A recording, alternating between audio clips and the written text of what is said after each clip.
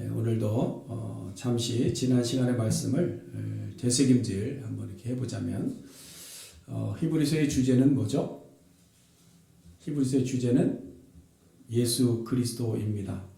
이 대답 안 할 줄 아는데 자꾸 물어요. 히브리서를 기록한 목적은 우리의 신앙을 견고하기 위함이다 그랬습니다. 그래서 유대교에서 개종했던 기독교인들이 성도들의 삶 속에서 여러 가지 현실의 어려움과 여러 가지 핍박을 받을 때에 다시 되돌아가려고 하는 그런 상황이 되었습니다. 그래서 그들의 마음을 더욱더 견고하게 해서 돌아가지 아니하도록 흔들리지 아니하도록 하기 위해서 하나님께서 오직 하나님만 아시는 저자를 이용해서 히브리서를 기록했습니다. 근데 저자는 1장이 지나 2장의 시작 부분에도 예수의 이름을 등장시키지 않고 있습니다. 그리스도라는 이름도 나오지 않습니다. 계속해서 뭐로 나오죠? 아들로 이야기합니다. 아들을 통하여, 아들에 대하여, 이 아들에 관하여 이렇게 계속해서 예수 그리스도를 하나님의 아들이라는 사실을 계속해서 강조하고 있습니다. 이것은 예수 그리스도가 지금부터 이야기할 예수 그리스도가 하나님 되심을 강조하기 위함입니다. 자, 그럼 그 아들에 대해서 무엇라고 말씀하셨는가? 만유의 상속자다 그랬습니다. 그래서 모든 것의 통치자로 모든 것을 받으신 분이 예수 그리스도입니다. 또 모든 세계를 받으셨을 뿐만 아니라 모든 세계를 지으신 분이 예수 그리스도다 그랬죠. 그 예수가 누구냐? 하나님의 영광의 광채시고 그 본체의 형상과 동일하다. 그뿐만 아니라 지금도 이 만물을 붙들고 계시는 분이 예수 그리스도다. 그리고 인간의 몸을 입고 이 땅에 오신 그 예수는 우리의 죄를 정결하게 하신 분이다. 그리고 지금은 부활 승천하셔서 지극히 높으신 하나님 우편에 앉아 계시는 분이다. 이것을 1장에서 자세하게 설명합니다. 그리고 나서 연결해서 나오는 말이 천사보다 우월하시다. 너희들이 그렇게 섬기는 천사보다, 너희들이 이렇게 두려워하는 중간의 매개인 천사보다 우월하신 분인데 그 천사와 예수는 비교 가능한 존재가 아니다 라는 것을 강조해서 가르쳐주고 있습니다. 그렇기 때문에 너희가 하나님을 만나기 위해서 천사를 숭배하고 중간에 매개를 두는 것은 하나님 앞에 우상 숭배하는 것과 같다 라는 것을 강조해서 지적하고 있는 겁니다. 그래서 그 다음에 이제 2장 1절에서는 이러한 예수 그리스도에 대해서 앞서 이야기한 예수 그리스도에 대해서 유념해라. 깊이 묵상해라. 그리고 그 예수를 따르는 신앙 가운데서 떠나 흘러가지 않도록 해라. 이것을 강조하고 있습니다. 그것이 2장 1절까지의 말씀입니다. 그리고 이제 오늘 본문에서는 예수 그리스도를 믿어야 되는 이유에 대해서 그리고 예수 그리스도를 통해서 얻게 되는 구원에 대한 그 구원의 증거에 대해서 말씀해 주시면서 너희들이 흔들리지 말아라. 떠내려가지 말아라. 확신 가운데 믿음에 정진해라. 이 말씀을 하고 있는 겁니다. 그래서 오늘 본문에 나와 있는 것처럼 큰 구원이라는 제목을 가지고 말씀을 증거하려고 합니다. 여러분, 우리 신앙의 목적은 무엇일까요? 여러분, 우리 신앙의 목적이 뭐죠? 왜 신앙생활 합니까? 왜 교회 와서 예배드리죠? 왜 우리가 하나님을 믿습니까? 우리가 왜 예수님을 믿어야 되죠? 이유가 뭘까요? 아직 이유를 모르고 와 계신 거예요. 내가 왜 예수를 믿는지, 내가 왜 신앙생활을 해야 되는지, 내가 왜 꼭 예수를 잡아야 되는지. 아주 쉬운 답인데 아마 우리가 말하는 습관이 잘 안 돼 있어서 그런 것 같습니다. 우리가 신앙생활하는 유일한 목적은 구원받기 위함입니다. 구원받기 위함. 그럼 왜 구원이 필요한가? 왜 구원이 필요한가? 여러분, 일제치하했던 우리 선조들이 독립을 부르짖고 목숨 걸고 독립운동을 하였던 이유는 지금 처한 현실에 대한 부정 때문이죠. 그렇죠? 식민사회에 있던 이 삶에 대한 부정 때문에 독립하려고 하는 겁니다. 무엇을 이야기하냐면 우리가 현재 살아가고 있는 이 사회가 평안하고 천국 같고 행복하고 좋으면 여기서 해방되고 싶은 마음이 있을까요? 없을까요? 마음이 없어요. 왜 꼭 우리가 구원받아야 되느냐? 지금 우리가 처해 있는 현실이 everything good, 모든 것이 다 좋아요. 그러면 구원의 필요성을 잘 느끼지를 못합니다. 여러분, 이스라엘 민족이 메시아를 대망했던 이유가 있습니다. 그건 뭐냐? 애굽에서 종살이하던 그 삶이 있었어요. 그래서 그 삶에서 해방되고 싶었던 겁니다. 그리고 로마의 속국이 되었습니다. 그때도 로마의 속국에서 식민사회에서 해방되고 싶어서 자기들의 나라를 구한 겁니다. 이 구원을 위해서 메시아를 대망한 것이죠. 마찬가지로 우리가 신앙생활하는 목적이 구원에 있다는 것은 죄된 이 삶에서 자유하고 이 죄로 인해서 우리에게 임할 심판에서 자유하기 위해서, 거기서 구원받기 위해서 우리가 간절히 구하고 예수를 믿는 겁니다. 여러분, 이것이 저와 여러분의 신앙의 목적이 되어야 됩니다. 다른 목적은 필요가 없습니다. 다른 목적은 필요가 없습니다. 유일한 목적이 뭐냐? 내가 죽음에서 건진받을 수 있는 예수 그리스도를 통한 그 구원의 목적만이 우리의 신앙의 목적이 된다. 근데 사실 오늘날 우리 신앙생활을 보면 이 구원에 대한 간절함만이 목적이 아닌 분들이 참 많이 있습니다. 왜 그런가 하면 우리가 어떤 상태인지 잘 모르는 거죠. 그리고 앞에 우리에게 닥칠 미래에 대해서 확신이 안 서는 겁니다. 지금 우리의 상태는 그럼 어떤 상태이냐? 어떤 상태이냐? 우리가 믿고 따르는 신조가 12가지가 있는데요. 그 신조는 다 성경을 종합해서 나온 신조입니다. 그 신조 6번째 보면 이렇게 기록합니다. 우리의 시조가 선악간 택할 자유가 있었는데 유혹을 받아 하나님께 범죄하였다. 그러므로 아담으로부터 보통 생육법에 의하여 출생하는 모든 인종들이 그의 안에서 그의 범죄에 동참하여 타락하였다. 사람은 원죄와 부패한 성품 이외에 범죄할 가능성이 있으므로 일부러 짓는 죄도 있다. 그러므로 모든 사람이 금세와 내세에 하나님의 공평한 진노와 형벌을 받는 것이 마땅하다. 우리의 죄성에 대해서 이야기합니다. 우리의 시조되는 아담과 하와부터 범죄하였고 그 범죄함이 하나님께 범죄함이 되어서 쫓겨났고 그의 아담과 하와를 통해서 출생한 모든 사람들이 범죄에 동참한 것이고 또한 우리 모든 사람들은 그 죄뿐만이 아니라 우리가 살아가는 삶 속에서 범죄할 가능성을 가지고 일부러 짓는 죄들도 있다. 그러므로 모든 사람들은 금세와 내세에 하나님께서 공평하게 하시는 진노와 형벌을 받는 그러한 형편 속에 놓여 있다라는 겁니다. 이것이 우리의 상태입니다. 아담과 하와의 범죄로 해서 분리되면서 시작된 모든 인류의 죄의 상태가 결국 우리에게도 그대로 임하였다는 거예요. 여기에 대해서 오늘 본문에서는 뭐라고 이야기하나요? 천사들을 통하여 하신 말씀이다 라고 이야기를 합니다. 그래서 먼저 우리에게 그 죄에서 어떻게 구원받을 수 있는가 하는 것에 대해서 첫 번째로 이야기한 것이 천사들을 통하여 하신 말씀이다. 그러면 천사들을 통하여 하신 말씀이라는 것이 뭘까? 그것은 바로 모세의 율법입니다. 모세의 율법. 모세가 시내산에서 십계명과 율법을 받을 때에 하나님께서 누구를 동원하셨는가 하면요. 모세가 가서 기록을 했지만 그때 누가 함께 있었는가 하면 천사들이 동원되어졌습니다. 하나님께서 천사를 사용하셨어요. 그래서 여러분 출애굽기 19장과 20장에 그 십계명이 나오고 율법이 쭉 나오는데요. 거기에서는 천사가 등장된 모습이 나오질 않습니다. 그런데 신명기 33장에 가보면 33장 2절에 보시면 이렇게 되어 있습니다. 하나님께서 부리시는 천사들의 모습이 빛으로 또한 불로 임하셔서 율법을 전하여주는 주의 사자로 등장합니다. 그러니까 뭐예요?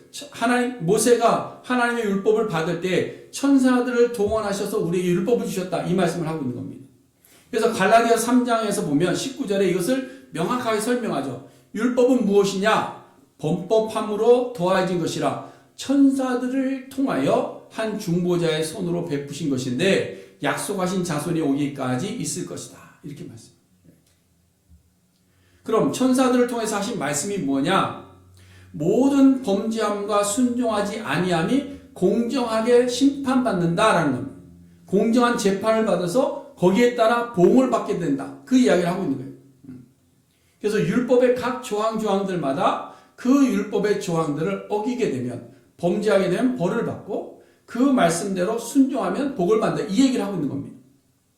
다시 말해서 죄의 자리에 있는 자들에게는 반드시 무엇이 따른다? 심판이 따른다. 여러분 이것은 그저 권면해보는 말이 아니고요. 이거는 법적으로 확정된 원칙입니다. 여러분, 법에 확정된 것을 고치는 것이 쉽지 않습니다. 예. 그래서 2절 말씀에 보시면 견고하게 되었다라는 말이죠. 견고하게 되었다. 이 말이 뭐냐면 확실한 법적인 효력을 가지고 있다, 이 얘기입니다. 그래서 여러분, 우리 로마서를 한번 함께 찾아보려고 합니다. 로마서 2장 한번 찾아보겠습니다.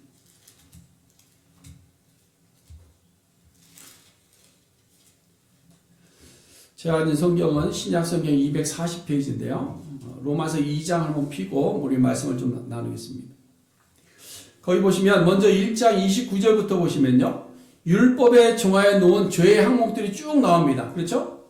모든 불의, 추악, 탐욕, 악의, 시기, 살인, 분쟁, 사기, 악독, 수군수군, 비방, 그 다음에 능욕하는 자, 또 교만한 자, 자랑하는 자, 악을 도모하는 자, 부모를 고역하는 자, 쭉 나와서 무자비한 자까지. 그죠? 이것이 누구의 상태예요? 우리의 상태. 그렇죠? 우리의 상태입니다. 이 같은 일을 행하는 자들에 대해서는 어떻게 되냐? 32절 말씀 보시면 그들이 이 같은 일을 행하는 자는 뭐에 해당한다? 사형에 해당된다. 그럼 우리는 다 뭐예요? 사형수들. 우리는 다 사형수들이에요. 자, 법정에서 꽝꽝꽝 한 겁니다. 누구누구 사형 꽝 친 거예요. 그런데 이 선언을 받았음에도 불구하고 그 다음에 32절에 보시면 사형에 해당된다고 하나님께서 정하셨음에도 불구하고 그 다음에 보시면 보세요. 자기들만 행할 뿐 아니라 악한 것입니다. 이 악한 것을 자기들만 행할 뿐 아니라 또한 그런 일을 행하는 자들을 뭐한다? 옳다라고 한다. 보세요. 하나님께서 악하다 말하고 하나님께서 사형해야 된다고 말하고 있습니다. 그 죄에 대해서 두려워해야 되는데 사람들이 두려워하지 않는 거예요. 죄를 범하는 자들이 있습니다. 근데 뭐라고 그래요? 아이 괜찮아. 그럴 수 있지. 그러면서 서로 위로한다는 거예요. 그래서 이 장에서는 하나님은 이렇게 율법을 어기면서도 스스로 정의롭게 여기는 자들의 행위에 대해서 심판하시겠다라는 것을 이 장에서 말씀하고 있는 거예요. 그래서 2절에 보면 이런 일을 행하는 자에게 심판에 해당되는 사형에 해당되는 죄를 범하거나 또한 그것을 다른 사람에게 옳다라고 이야기하는 사람들에게 하나님의 심판이 진리대로 이루어질 것이다. 그 다음에 6절에 가보면 각 사람에게 행한 대로 보응할 것이다. 12절에는 율법 없이 범죄한 자는 또한 율법이 없이 망하고 율법이 있고도 범죄하는 율법으로 말미암다. 알아도 벌을 받고 몰라도 벌을 받는다 이 얘기예요. 모르면 몰라서 벌을 받고 알면 아는데 지키지 않아서 벌을 받는다. 이것이 율법이 가지는 공의입니다. 공의. 그래서 이스라엘 민족이 율법을 가지고 살아왔기 때문에 그 율법을 철저히 지키려고 애를 쓴 거예요. 근데 그걸 다 못 지키지 않습니까? 그렇죠?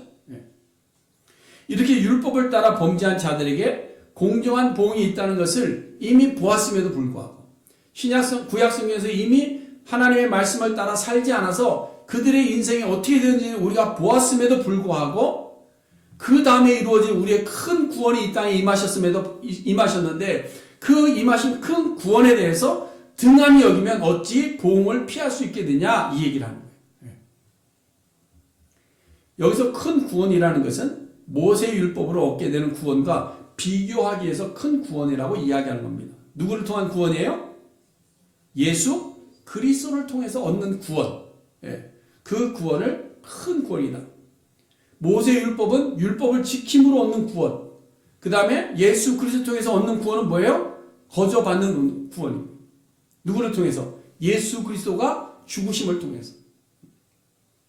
지금 예수 그리스도 하나님의 아들을 통해서 얻게 되는 이 구원이 이보다 더 놀랍고 완전한 구원이라는 것을 강조하고 있는 거예요. 그것이 큰 구원이다. 자, 그럼 무엇이 다를까? 보세요. 천사들을 통하여 얻게 된 구원의 길은요. 제물을 가지고 피를 흘리는 과정이 필요합니다. 그렇죠? 구약에서 죄를 졌어요. 그러면 죄된 사람들이 어떻게 합니까? 제물을 가지고 성전에 올라가서 목을 따고 피를 흘려서 제단에서 번제물을 드려야 돼요. 그래야 우리가 범한 죄를 하나씩 사함받을 수 있는 겁니다. 그렇다고 해서 완전히 율법에서 자유하는 것은 아니죠. 근데 하나님의 아들을 통해서 얻게 되는 구원은 뭘까요? 우리가 무슨 재물을 가져와서 하나님 앞에서 번제물로 드렸습니까? 그런 거 없잖아요. 우리는 뭘 통해서 구원받았죠? 뭘 통해서 구원받았어요? 10년을 외쳤는데도 아직까지도 잘 명확하지 않아요. 우리는 오직 예수 그리스도를 통해서 우리는 구원받은 거예요. 믿으십니까? 그래서 우리가 예배할 수 있는 것도 누굴 통해서다? 예수 그리스도 때문이다.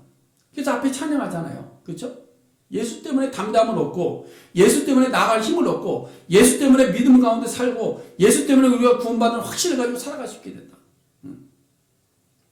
천사들을 통하여 주신 율법은 죄에 따라서 여러 가지 형태의 형벌을 받고 고통도 당하고 고난도 겪는 것이지만, 아들을 통하여 주시는 구원은 단순히 작은 고난으로 끝나는 것이 아니라 영원한 죽음이라는 보응을 받게 된다는 거예요. 믿지 않을 때, 그 아들 예수 그리스도를 우리가 확신하지 않을 때, 그 예수 그리스도를 믿고 내 마음속에 간직하지 않을 때, 그래서 우리가 예수 그리스도를 믿고 구원을 받아야 되는 이유는 단순히 이 땅에서 좀 어려운 삶을 좀 극복하기 위한 것이 아니라 우리의 영원한 생명을 얻기 위해서 예수 그리스도를 믿어야 된다라는 겁니다. 우리가 예수 그리스도를 믿고 그 구원을 받고자 온 힘을 다해 그 길로 가야 되는 이유는 우리의 영원한 생명이 누구에게 있습니까? 아들에게 있기 때문에. 아들에게 있기 때문에. 근데 그 아들을 우리가 어떻게 하고 있느냐? 오늘 본문에 보면 3절에 큰 구원을 뭐 하지 말아라? 뭐 하지 말아라? 등한히 여기지 말아라. 이 말은 무슨 말이냐면 소홀하게 여기지 말아라. 아니면 무시하지 말아라. 이런 의미입니다. 1절에서는 뭐라고 권면했어요? 흘러 떠내려가지 않도록 해라. 이 말씀은 시대적인 흐름에 따라서 우리의 신앙이 변해가지 말 것을 의미하는 겁니다. 근데 등한히 여기지 말라는 것은 뭐냐? 예수 그리스도 앞에서 겸손하라는 것. 겸손하라. 매 순간, 매 시간마다 우리 매 삶이 큰 구원 되시는 예수 그리스도 앞에서 겸손해라, 이 말씀하고 있습니다. 창세기 19장에 보면 소돔과 고모라 성이 나옵니다. 거기 보면 죄악의 도성인 소돔과 고모라에 아브라함을 찾아왔던 두 천사가 찾아갑니다. 그때에 누구를 만나느냐? 롯을 만나죠. 롯에게 이야기합니다. 하나님께서 이 성을 불로 심판하실 것이다. 그러니까 너희는 빨리 이곳을 떠나라. 너의 가족들을 데리고 빨리 이곳을 떠나라. 그러면서 천사가 롯에게 이야기합니다. 롯이 어때요? 천사의 말을 듣고 가서 가족들을 막 불렀습니다. 딸들도 부르고 사위들도 부르고 아내도 부르고 다 불렀어요. 지금 우리 천사가 하는 말이 우리가 빨리 이 성을 떠나야 된다고 한다. 불로 심판이 임한대. 빨리 떠나자. 이야기를 막 침을 튀면서 막 급하게 이야기를 했어요. 근데 사위들은 어떻게 했다? 농담으로 여겼더라. 이것이 오늘 본문에서 이야기하는 등한히 여김과 같은 겁니다. 아무리 목회자가 말씀을 통해서 하나님의 심판이 있습니다라고 막 외치는데 성도들이 들을 때 나한테는 없어 그런 거. 뭐 내 때는 그런 거 보겠나? 그냥 목사님이니까 하는 얘기지. 이게 뭐냐? 등한히 여기는 거예요. 등한히. 하나님의 심판이 임할 것을 예고하고 그 구원의 길을 열어주셨음에도 불구하고 이를 별로 그렇게 중요하게 여기지 않는 것, 그것이 바로 등한히 여깁니다. 오늘날 우리에게 임한 큰 구원은 영원한 생명을 얻는 유일한 길입니다. 우리에게 임한 큰 구원은 우리가 얻을 수 있는 영원한 생명을 얻을 수 있는 유일한 길입니다. Only one. 그러므로 우리가 예수 그리스도에 대해서 등한히 여겨서는 안 됩니다.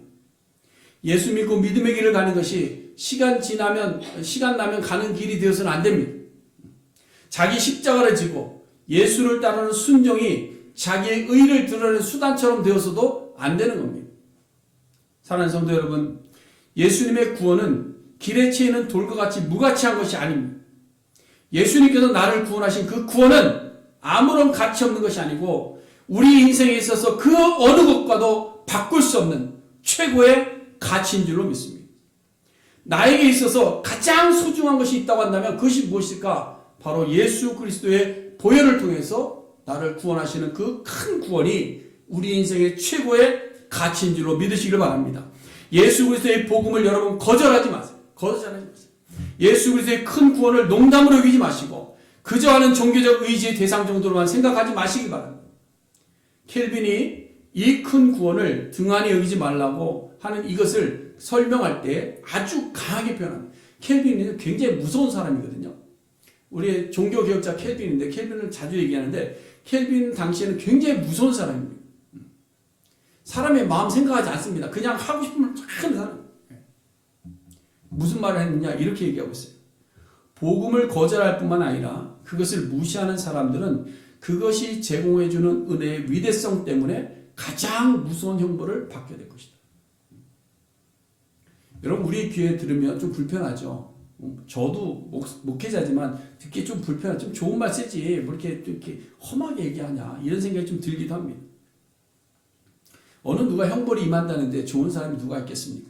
그러나 이미 천사들을 통하여 말씀하신 모세의 율법이 공의를 따라 범죄한 자들에게는 심판이 임하였고 순종하는 복이 임했다는 것을 이미 보여주셨어요. 이미.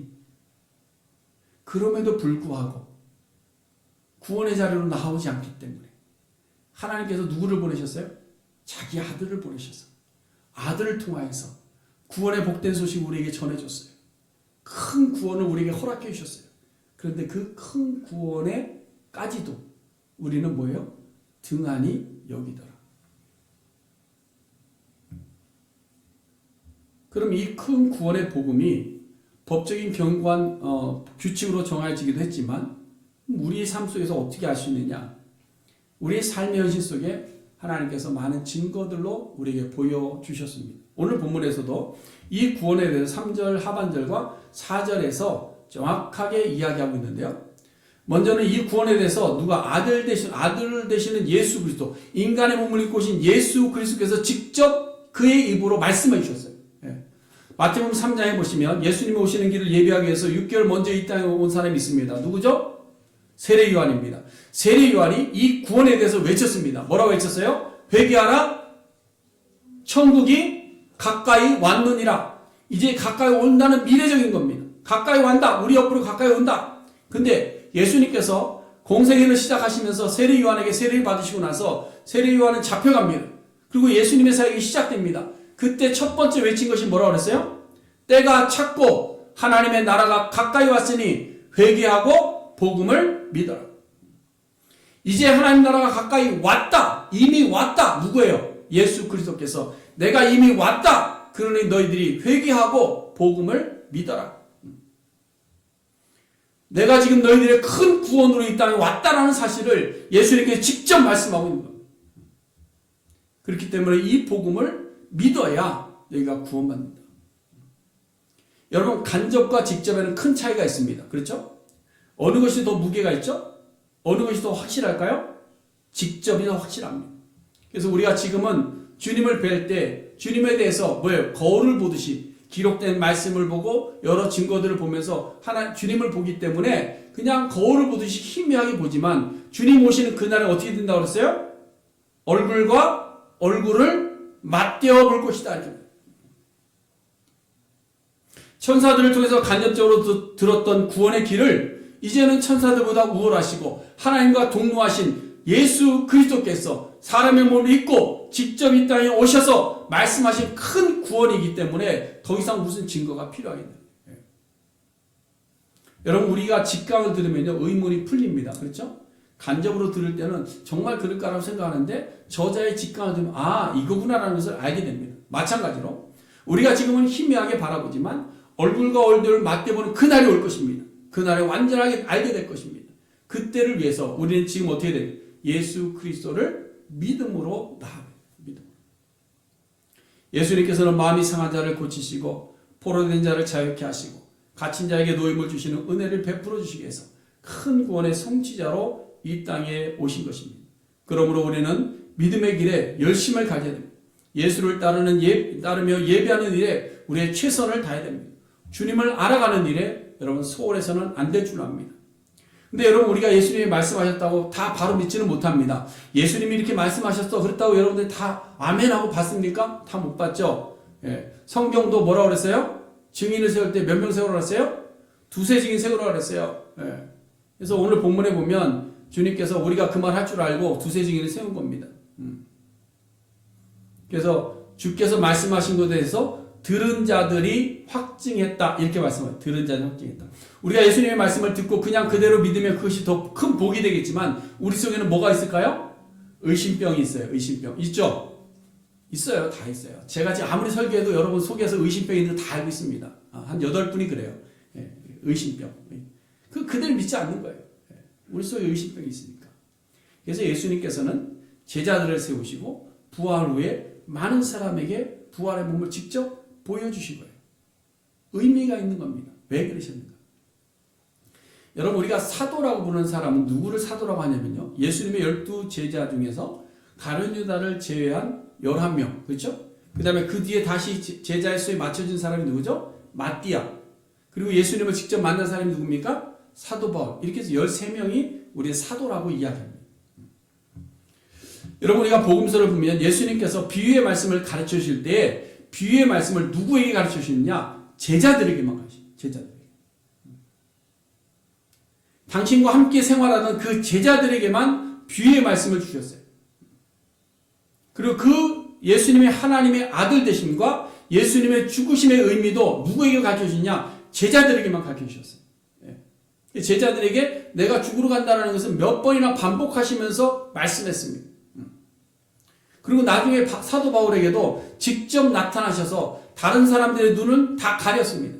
함께 하던 사람 눈이 가려졌다고 그랬잖아요. 그렇죠? 오직 누구만? 사도 바울만 본 거예요. 그 빛을. 그리고 사도 바울에게만 알아들을 수 있는 말씀을 하신 겁니다. 이것은 예수님께서 전하신 복음의 증인들을 세우기 위해서 선택된 자들을 의미하는 겁니다. 사도 바울을 부르신 것도 뭐예요? 이방인들을 위해서 구원의 좋은 소식을 전하게 하기 위해서 사도 바울을 선택하였고 그를 통해서 증인되게 하신 겁니다. 이 사도들의 증언의 실효성은 어떻게 우리가 확신할 수 있느냐? 그들은 누구와 함께 살았어요? 예수님과 함께 살았어요. 예수님과 함께 다니면서 예수님의 이적을 다 보았습니다. 예수님에게서 직감을 들었어요. 직접 배웠습니다. 사도 바울이 사도적 권위에도 어디서 오느냐? 예수님을 만났기 때문에 사도적 권위를 가지고 있다라고 이야기하고 있는 거예요. 그래서 여러분 우리가 예수님의 부활하심을 어떻게 믿을 수 있느냐? 부활절마다 말씀을 드립니다. 예수님의 부활은 예고된 부활이었고 예고된 대로 이루어졌고 예고된 그 예수님의 부활을 증언하는 사람들이 한두 사람이 아니었다라는 거예요. 예수님의 제자들이 보았습니다. 예수님의 여인들이 보았습니다. 또 이 땅에 사는 40일 동안에 많은 사람들에게 500여 성도들에게까지 부활하신 몸을 보여주신 거예요. 그러면 12명, 13명, 그 다음에 500, 한 600명의 사람들이 나가서 예수가 살았다는 것을 계속 전하고 다닌 겁니다. 예수가 살았다. 그것이 그냥 하는 말이 아니라 자신들이 직접 본 것을 이야기하는 거예요. 본 것을. 그러니까 두세 증인도 아니잖아요. 600여 증인이 이야기하고 있는 거예요. 그렇기 때문에 예수님의 이 땅에 오셔서 우리를 위해서 구원을 위해서 죽으시고 부활하신 사실은 허구가 아니라 그것은 사실임을 우리가 알 수 있다라는 겁니다. 증언자도 있고 본인도 그렇게 얘기했기 때문에. 그럼 여기서 그쳤느냐? 그것이 아니고 의심 많은 죄인들은 그저 말로 해서는 잘 듣질 않습니다. 말로 아무리 설명해도 잘 듣질 않아요. 우리에게는 뭐가 필요하죠? 뭐가 확실하게 눈에 보이는 게 필요한 거예요. 눈에 보이는 게. 보이지 않으면 잘 안 믿습니다. 그래서 오늘 본문 4절에 보시면 하나님도 이렇게 됩니다. 하나님도. 이 말은 주께서 큰 구원을 이루어 가시고 많은 제자들이 큰 구원을 증거하며 일할 때 하나님께서도 함께 일하셨다. 이 얘기를 합니다. 하나님께 함께 일하셨다. 그럼 하나님께서 어떻게 일하셨는가? 표적들과 기사들과 여러 가지 능력과 자기의 뜻을 따라 성령에 나누신 것으로 그들과 함께 증언하셨느니라. 세 가지를 이야기하잖아요. 그렇죠?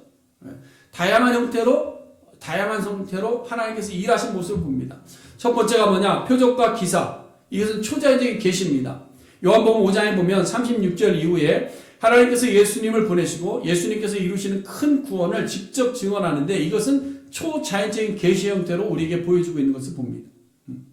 우리가 영적으로 주관적으로 하나님의 초자연 계시를 받을 때가 있잖아요. 그렇죠? 하나님의 음성을 들을 때가 있습니다. 하나님을 만날 때가 있어요. 그건 뭐냐? 하나님의 큰 구원 대신을 우리에게 전하여 주시기 위한 하나님의 방법이더라라는 거예요. 여러분, 하나님께서 은밀한 중에 말씀하시는 이유와 목적을 우리가 분명히 알아야 됩니다. 하나님이 왜 우리에게 나타나시고, 하나님이 왜 우리에게 현현의 천사를 보이시고, 하나님께 초자연적인 계시를 우리에게 보이시느냐? 그것은 점치는 자처럼 내일 뭐가 이루어질 것이다, 내일 복권 사면 되고, 이걸 이야기하는 것이 아니라 예수 그리스도가 하나님이시고 예수 그리스도가 구원자 되심을 증거하기 위해서, 확인시켜 주시기 위해서, 확신을 가지라고 하나님께서는 이 초자연적인 역사들을 보여주시는 거예요. 그래서 그 다음에도 보시면 여러 가지 능력들로 일하신 것을 이야기합니다. 눈에 보이는 초자연적인 현상들을 이야기합니다. 한 예를 들어보면 이런 거죠. 마태복음 8장에서 백부장이 병든 하인이 있어서 예수님을 찾아왔습니다. 예수님, 우리 하인이 병들었는데 살려주세요. 그래, 어디 한번 같이 가보자. 그런데 예수님 오지는 마세요. 저도 종이 있는데 그냥 종을 같이 가실 필요 없습니다. 그냥 여기서 말씀하시면 내 종이 낫겠습니다. 그때 예수님께서 이보다 더한 믿음을 내가 보지 못했다. 내 믿음대로 될지어다. 병자가 나았습니다. 초자연적인 역사가 일어난 거예요. 초자연 역사. 그 외에도 많죠. 사도 바울이나 제자들이나 사도들이 다니면서 복음을 전할 때 역사들이 막 나타납니다. 선교지에서 놀라운 성령의 역사들이 막 나타납니다. 병고침의 은사들이 막 나타납니다. 치유하는 일들이 막 나타납니다. 왜 나타나느냐? 사람들은 병 고치는 것과 먹는 것을 위해서 예수님을 쫓아가지만 하나님께서 여러 가지 능력을 드러낼 때는 이유가 있는 겁니다. 그 이유는 하나죠. 예수 그리스도를 증언하기 위해서. 예수 그리스도가 하나님 되신가, 예수 그리스도가 큰 구원의 주관자가 되신다는 것을 우리에게 전하여 주시기 위해서 하나님께서 일하실 때 뭐로 일하시느냐? 하나님의 여러 가지 능력과 초자연적인 역사를 통해서 우리에게 말씀하고 있더라. 그럼 초자연 역사 외에는 없느냐? 아니에요. 하나님은 그것만 쓰시는 것이 아닙니다. 우리의 일상 속에서 하나님께서 허락하신 것이 있습니다. 그것이 뭐죠? 성령의 은사입니다. 고린도서 12장에 보면 다양한 은사들이 나옵니다. 근데 이 성령의 은사라는 것이요, 우리의 어떤 능력을 이야기하는 것이 아닙니다. 우리가 자꾸 오해하면 안 되는데, 성령의 역사, 성령의 은사로 우리에게 주신 것은 예수 그리스도의 큰 구원을 증언하기 위해서 우리에게 은사를 주시는 거예요. 그러므로 우리가 성령의 은사로 병을 고치고 지혜만을 하고 영을 분별하고 방을 하고 있는 모든 것들이 목적은 하나더라. 예수 그리스도 통한 큰 구원을 증언하기 위해서, 그거를 확인시켜 주시기 위해서. 결국 우리의 삶의 현장과 전도의 현장에서 일어나는 초자연 현상이나 능력이나 은사는 모두가 예수 그리스도를 통하여 얻게 된 큰 구원을 우리로 하여금 믿게 하기 위한 하나님의 역사임을 우리가 믿어야 될 줄 압니다. 그래서 갈라디아서 5장에서는 성령을 주시고 성령의 능력이 나타나는 것은 행위가 아니라 믿음이라. 여러분, 우리는 어떤 현상을 봐서는 안 되고 믿음으로 예수를 볼 수 있어야 됩니다. 그것이 우리의 신앙의 목적입니다. 그 예수를 볼 때에 우리의 신앙은 믿음으로 볼 때에 우리의 신앙은 구원받는 신앙이 되는 거예요. 그러므로 우리가 성령의 은사를 가지고 이적을 행한다 할지라도 그것이 구원을 이루시는 예수 그리스도에 대한 증거로 사용되어야 된다는 것을 우리가 한시도 잊어서는 안 될 줄로 믿습니다. 자, 이렇게 오늘도 우리는 예수 그리스도에 대해서 말씀을 들었습니다. 예수 그리스도는 누구다? 큰 구원이시다. 큰 구원을 이루기 위해서 이 땅에 오셨다. 그리고 예수 그리스도 외에는 구원받을 길이 있다 없다? 없다. 이 구원은 그저 우리가 어디 좋은 회사 취직하거나 선발되는 그 과정이 아닙니다. 우리에게 임할 심판에서 우리를 구원하여 주시고 죽음의 자리에서 우리에게 생명 주시는 큰 구원의 역사입니다. 이 큰 구원을 이루시는 예수 그리스도에 대해서 우리가 어떻게 해야 될까요? 등한히 하면 됩니다. 이 말씀을 여러분 한 귀로 듣고 그저 외면해서도 안 됩니다. 여러분, 예수님께서 우리의 큰 구원이 되신다는 사실에 대해서 한 사람만이 주장한 것이 아니라 예수님이 직접 증언하셨고 제자들이 증언하였고 복음을 들은 자들이 증언하였고 또 우리들의 삶 속의 성령의 역사로 우리에게 말씀하셨습니다. 그저 글로 읽거나 말로 들어서는 안 될 줄 알아서 하나님께서는 초자연의 역사를 동원하시고 여러 은사들을 동원하셔서 증언하신 것입니다. 하나님께서는 우리를 죄에서 건져주시려고 이렇게 모든 노력을 다 하시는데 정작 영원한 죽음이 준비되어 있는 자들은 그저 흘러 떠내려 가고 있고 등한히 여기며 살고 있다는 현실입니다. 오늘 우리에게 주시는 이 말씀을 그래서 우리가 한 귀로 듣고 한 귀로 흘려 보내지 마시고 큰 구원을 주시는 예수 그리스도를 영접할 수 있는 우리 모든 성도님들 될 수 있기를 간절히 소원해 드립니다. 이제 우리가 큰 구원을 이루시는 예수님의 살과 그 피를 대하는 시간을 가지려고 합니다. 이 예식을 통해서 우리에게 큰 구원을 이루어주시는 예수 그리스도를 인격적으로 만나는 시간이 되고 신비적인 연합을 이루는 시간이 되어서 정말 우리가 예수 없이는 살 수 없음을 고백하고 주님 안에서 내가 죽어질 수 있는 그런 귀한 은혜의 시간이 될 수 있기를 간절히 바랍니다.